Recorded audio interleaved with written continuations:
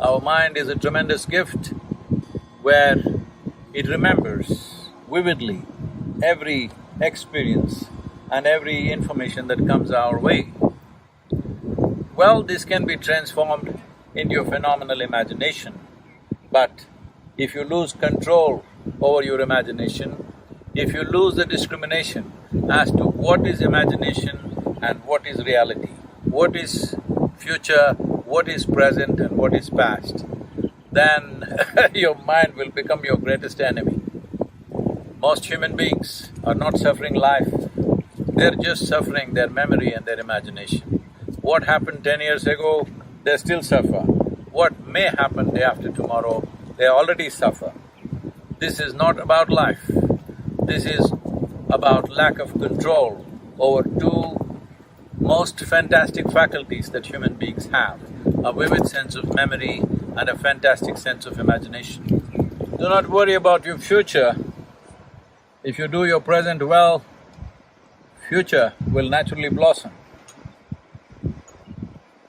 We can only work with what's on our hands right now. You cannot work with what's on your mind. You can plan for what's on your mind, but you cannot do anything about it. You can only act in the present moment. You can only handle what is there right now.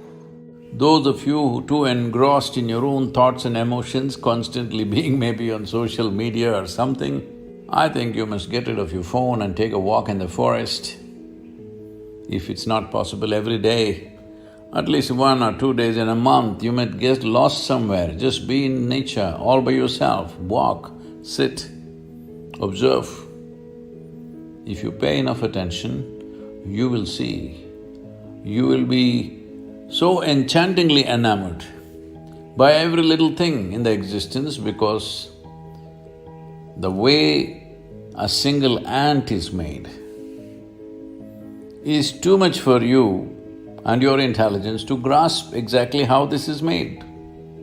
Those who have not peeled their eyes to the creation get too enamored with their own mental creations, which is their thought, the juicy part being emotion.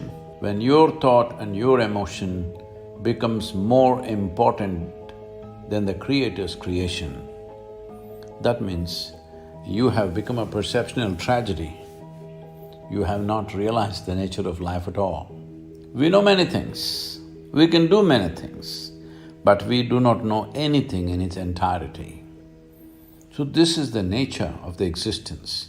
If you pay attention to it, naturally your own thought and emotion will sink to the background.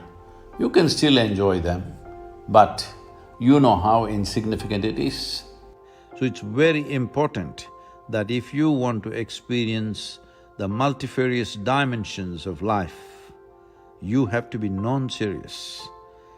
You become serious only because you have taken your own existence too seriously, though we exist here for a minuscule amount of time in this cosmos.